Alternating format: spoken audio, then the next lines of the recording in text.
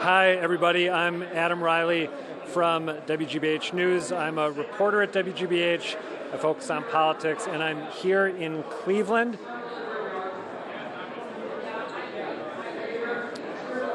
Hi, everyone. I'm Adam Reilly from WGBH News. I'm a reporter here covering the Republican National Convention in Cleveland at Quicken Loans Arena. This, obviously, as you know if you're watching it, is a Facebook Live broadcast where I'm taking any and all questions, I shouldn't say all, considering any and all questions that people might have about the convention so far. Obviously, if you've been paying attention, and it's probably impossible to miss, it's been fairly eventful so far. We had a speech by the nominee-in-waiting's wife, Melania Trump, that was apparently plagiarized from Michelle Obama, no less.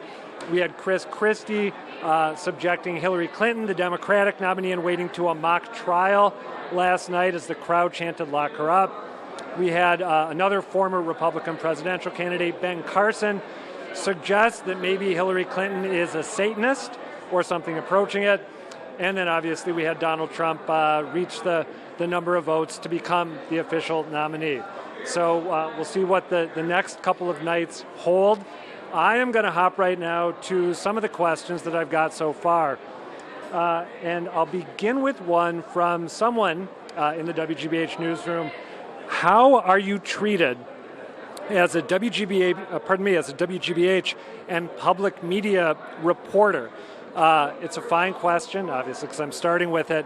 I actually was bracing for some intense anti-media animus here. As many of you will know, Donald Trump has, throughout the campaign, talked about how dishonest the media as a whole are, how we twist his words, don't represent him accurately and honestly.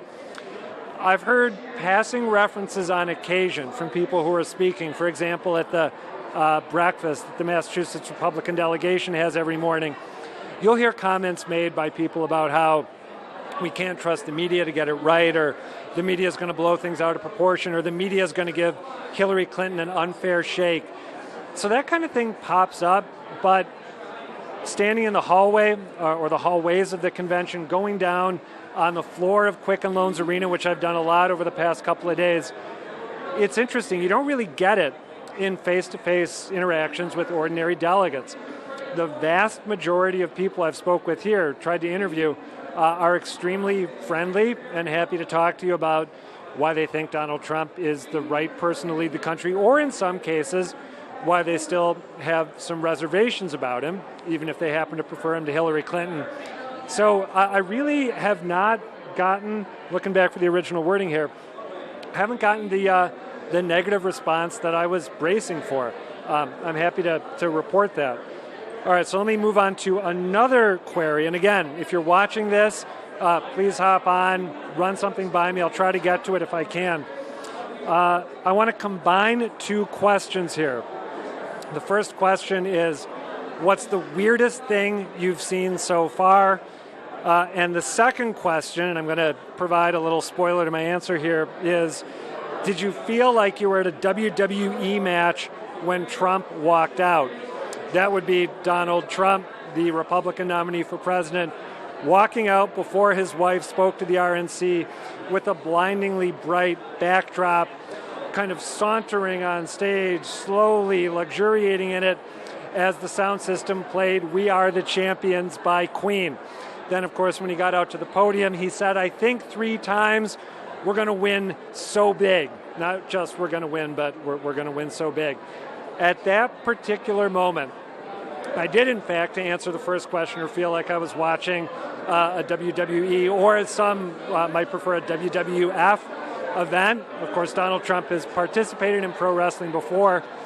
That, to me, was this really surreal point at which the fusion of politics and entertainment that we've seen throughout this election cycle, especially on the Republican side, particularly on the Republican side, at that moment in time, I felt like I was watching that bizarre fusion reach its apex. It may intensify over the course of the general. That wouldn't surprise me at all.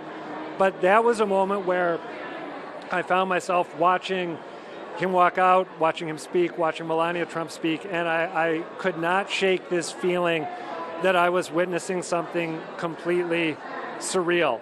And whatever your politics, I don't think you can argue. And by the way, if you can, hop on by all means and tell me what I'm missing in the past, previous examples of flashy entrances. I've never seen anything like that.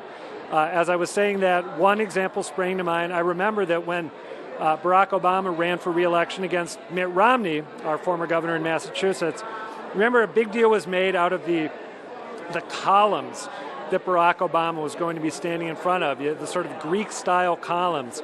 And this, according to many conservatives, was supposed to be proof of Barack Obama's megalomania and egotism. At the time, I found that story overblown. Maybe it was an overly dramatic set.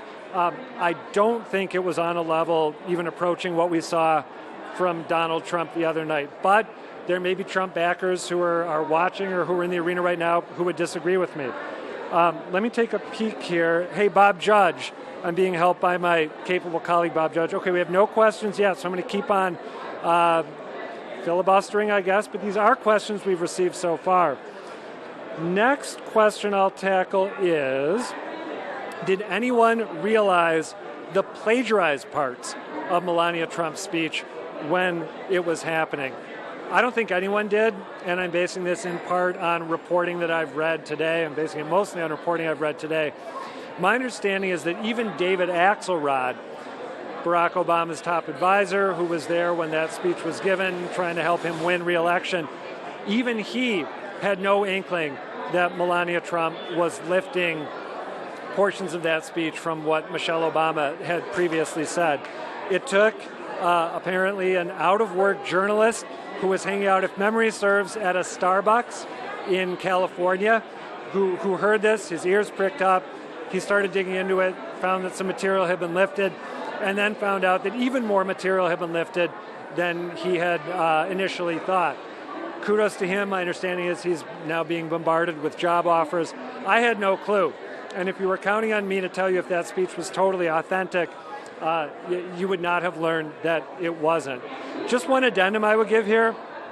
My colleague at WGBH, Jim Browdy, who hosts our midday radio show, and Greater Boston, I was talking with him and Marjorie Egan earlier today, and he advanced what I think is a really interesting conspiracy theory, namely that Donald Trump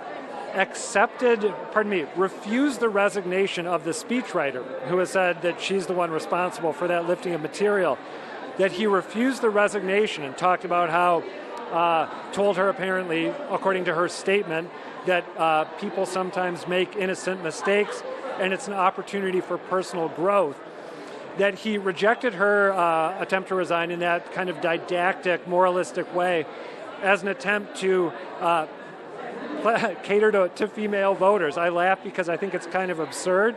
He's trailing with females very badly, about 14 percentage points in a recent poll. I don't think, to be clear, that a lot of women who are undecided and haven't, either are undecided or are not going to vote for Trump are going to see that soft, gentle, refused resignation and say, oh, he's a man who really does cherish women, just like he said. I'm going to vote for him. I don't think that's going to happen, but I do buy Jim's idea that someone in the... We should come on through. Thank you. Thank you, sir. That someone in the Trump campaign, maybe even the man himself, said, okay, here's what we're going to do. We're going to refuse the resignation and do it this way in an attempt to close the gender gap. To me, it has the ring of credibility. Bob, I think you may have a question. Give me a moment here. From David Reilly, I'm going to go top to bottom here as I work through these. David Reilly, no relation, spelled R-I-L-E-Y. Do the delegates think the convention is going well? The vast majority of delegates I've spoken to do, and that includes people who were Donald Trump supporters and people who initially backed another candidate like Ted Cruz or John Kasich, and now want Donald Trump to beat Hillary Clinton in November, even if they don't love everything he's said or done. They all seem very happy with the enthusiasm that's been on display here. They all tend to shrug off the plagiarism issue when I bring it up with them. What I did notice, I was out with our capable cameraman Howard Powell, who's manning this broadcast just a little while ago, talking to delegates on the floor about what they want to hear from Donald Trump as he accepts the nomination on the convention's final night tomorrow. And several people we spoke with said, I got to hear more details from him. Yeah, it's great that he said he's going to be the best jobs president America has ever seen. Or it's great that he said he's going to build a wall between the U.S. and Mexico. But we need concrete details about how he's going to do that. And again, these are people who want to hear Donald Trump win. Who want to see Donald Trump win. Another concern I heard voiced by a delegate, a gentleman from Kentucky, who, as fate would have it, turned out to be a former political reporter. He used to be a Marco Rubio backer. He wants Donald Trump to win. But he said, and you can kind of hear him holding his breath tomorrow night as he said this. He said, I hope that Donald Trump gives a speech and acts presidential. I hope he does not make some of the more outrageous comments we've heard him make over the course of the campaign and gives the electorate as a whole a reason to take him seriously. Now, I think one of the great unanswered questions in this presidential race is Donald Trump even capable of doing that? Or is the Donald Trump we've seen throughout the primaries the Donald Trump we're going to see in the general? And my hunch, I could be wrong, is that his brand is going to stay utterly consistent. And there's not going to be any pivot. I don't mean ideologically, because policy-wise he's very heterodox. But there's not going to be a temperamental pivot toward moderation. But again, that's my prediction. Maybe he will be far more restrained on Thursday night than I expect him to be. Next question we've got here. Matthew Hashiguchi. Have you eaten Garachi's pizza? We haven't eaten Garachi's pizza, have we? No, and the name, for whatever reason, sounds vaguely familiar, but I haven't eaten Garachi's pizza. So please let me know why we should. Let me know where we can go, because we do try to eat well when we can. Next question, David Leader. Hopefully I'm pronouncing that right. I read that many of the delegates were planning to carry firearms in spite of the ban. Are you seeing that? I am not seeing that. And as a sort of timid member of the media, I don't mean to suggest all members of the media are, many of them are not. I'm a kind of a timid guy, and I'm a member of the media, and I was ready for hostility from, again, many of the people here at the convention. I haven't seen anyone carrying a firearm other than a member of law enforcement here inside the convention. And I don't even know, I haven't read reports of it. Maybe they're out there and I've missed them. I don't think they'd be able to, because it's very hard. Azita Garamani, my colleague, is shaking her head. I mean, when we go through security, the checkpoints are pretty rigorous. There are dogs, metal detectors, conveyor belts, members of the Secret Service, everywhere. It's hard to get in here. I don't think they'd let people in who had a firearm who weren't supposed to. I also, and this was another thing I was kind of spooked by, Ohio's an open carry state. I have not seen members of the public, with maybe one or two exceptions, showing off their weaponry outside of the secure area around the convention site. Now, I've seen photos of it happening. Azita, I know, was at a restaurant the other day when a couple guys carrying guns walked in. And I was talking yesterday with a couple individuals who are here as street medics to provide medical assistance to anyone who's injured in a protest. We were walking in the same direction through downtown Cleveland and got talking. They told me that they had seen, and you may have already read reports of this if you're watching, they had seen a van manned by members of a white supremacist group driving around with its doors open, with the members, I think, dressed in military-style outfits, camouflage or something, and showing off their artillery. I have not seen it. And I hope I continue not seeing it, because I find the prospect of demonstrators with guns interacting with each other, or demonstrators with guns interacting with demonstrators without guns, to be kind of terrifying. Next question. Tonight's theme is innovation. What's the RNC got planned regarding this theme? That's from Preeti Mehta. Preeti, I apologize, I can't tell you what they have planned regarding that theme. But what I can point out is that last night's theme, I believe, was putting America to work again. That was the stated theme. While jobs may have been mentioned over the course of the evening, that was when we saw Chris Christie put Hillary Clinton on trial and Ben Carson talk about her relations with the devil. So they don't necessarily stick with the theme at these conventions. Maybe they'll do it tonight with innovation, or maybe they won't. My prediction is that there will be at least some deviation. Let's see if we have anyone else. I'm going to switch phones here. Bear with me. An old friend of mine from high school in St. Paul, Minnesota, Marty Chester, hopped on to ask me how many instances, and Marty, I hope I'm getting this right, how many types of bigotry I have seen on display here. And Marty, my answer to that question, I guess, is in a way similar to my statement about, or my comments about what it's like to be a member of the media covering the convention. I really haven't seen much. I have seen paraphernalia for sale outside the convention hall, like right before you come in the perimeter, that traffics in pretty nasty misogynistic stuff. For example, a button with a picture of Hillary Clinton that says, "Life's a bitch, don't vote for one." So there you have your misogyny. My strong sense is that if I were walking around the perimeter looking for material that, say, talked offensively about Islam, that I'd probably be able to find it, but it hasn't jumped out. And in the comments that Howard Powell, our cameraman, and I, the conversations we've had with delegates, no one, and Howard's shaking his head as I say this in agreement, no one has said anything that made us walk away and think, holy bleep, did you hear that? Should we have said something? So not much, Marty, so far. Just one addendum there. Of course, we have seen things like Iowa Representative Steve King saying, I can't remember what context he said this in, I think it was yesterday, that non-white subgroups have not contributed to civilization. There's an elected official saying that. I think it was in a televised interview. I know it elicited a ton of press, but that's not what we're getting from average delegates on the street or on the floor.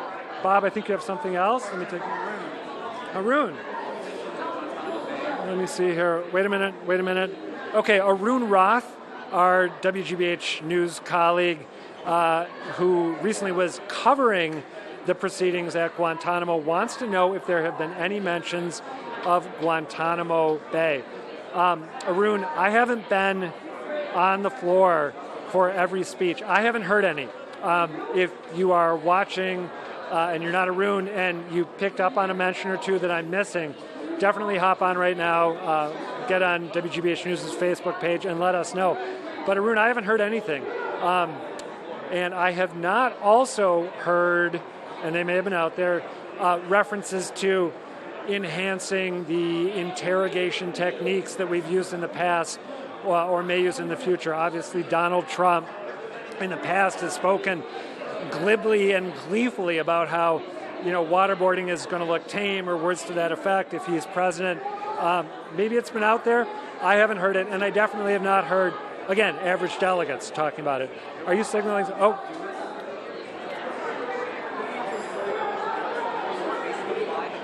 Sorry, guys, I'm going to bring Bob Judge in here. Wait, Bob, lean in close. Let's see.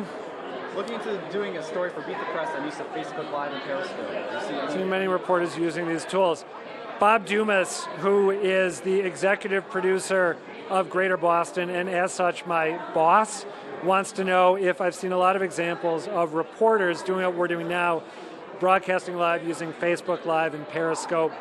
Bob, first off, that's an outstanding question, and I would expect nothing less. Secondly, I haven't seen that many examples of it, although it can be hard to tell. Azita Garamani, our colleague, has been Facebook living or Facebooking live, I don't know what the right verb is, practically everywhere she goes. She does it walking around Quicken Loans Arena. She did it when we went out to eat last night after we left the convention hall. So people may be doing it on the sly, and I might not be noticing. There's a Facebook booth or kiosk set up, maybe 25 yards away from where we are right now. I think they may be facilitating the use of Facebook Live, but I also think that you need to make arrangements to get into their kind of slick facility to do it there. I haven't seen anyone, I don't think, doing it the way we're doing it right now, although as I look at our setup here, we've got Howard behind the camera, Bob Judge manning the computer, making sure that questions are coming in, but also that the video and audio are working right. You can't necessarily differentiate a Facebook Live broadcast from a live shot. So that's a long way of me saying, I don't know. What else do we have? Anything else? Do you need a Dan Kennedy wants to know why I have two phones. Dan Kennedy, my former colleague at the Boston Phoenix, who I now work with at WGBH. Dan, thank you for that question. You're a keen observer of media matters. The reason I had two phones is that the architect of this little broadcast here, Nikki Blank, another WGBH News colleague, she had emailed me a list of questions from the WGBH newsroom that I could start with before people hopped on Facebook and started posing questions in real time. So that's what I was using my phone for. And then Bob Judge, when a new question would come in on Facebook, would bring me over his phone. I could be, looking down and trying to go back and forth between screens, but I'd screw it up, and it would be really, really boring and make me look dumb. So that is why I have two phones. Let's take a look and see if there are any other fine questions I haven't gotten to. And again, there is still time. So please get on here and ask a question if you're watching and are curious and haven't already. Okay, here's one. What happened with Alaska last night? I saw a tweet about their delegates being angry. Did something happen? Here's my understanding. There are some delegations that wanted to be able to have their votes counted for all the candidates who receive votes, not just Donald Trump. Another example would be Washington, D.C. I can't remember what the split was in D.C. I can't remember if it was Cruz and Kasich or Kasich and Rubio. Forgive me for that. But the gist is the votes were not counted for those candidates because there are party bylaws which dictate that if only one candidate's name is placed in for nomination, as was the case with Donald Trump last night, then all the votes from that delegation go to the one person whose name has been submitted for nomination. The other votes just fall by the wayside.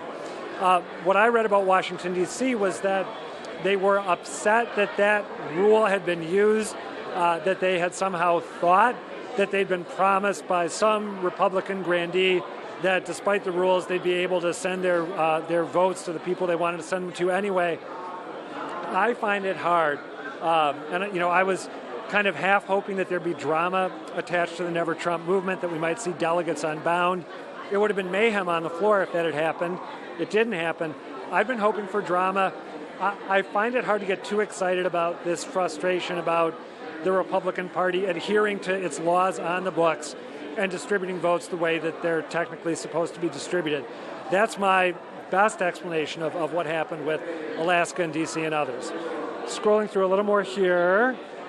Oh, here's a good one. Beg your pardon. I don't know who asked this. It would be someone from our newsroom at WGBH. Trump isn't doing very well with women, but there are a lot of Republican women at the convention. Are there a lot of Republican women at the convention? Do they defend his comments? There are a ton of Republican women at the convention. Many of them do defend his comments. We did a piece on this on Greater Boston last night, I believe, which people can find online. Here's how they do it. One strategy is saying, the Donald Trump that I know doesn't make comments like he made about Megyn Kelly or about Carly Fiorina, whose face he famously insulted. You hear this sort of thing from people, obviously, who've worked with Donald Trump. The first person to address the mass delegation on Monday was a woman named Carrie Woolard. She is the general manager of Trump Winery. I think she's speaking maybe tonight. I think it's tonight rather than tomorrow. But she got that question from me, from other news outlets, from members of the audience, and she simply said, oh no, the Donald Trump, oh Azita, you're too kind, thank you. Give me a Marco Rubio moment here. Thank you, Azita. So what she said is, these reports can get blown out of proportion I don't know what was said or done because I was working so hard for Trump Winery, but Donald Trump treated me incredibly well as a female employee. It's been the best place to work as a woman that I've ever experienced. I've been allowed to try to do and attain anything I might want to do. That's one strategy.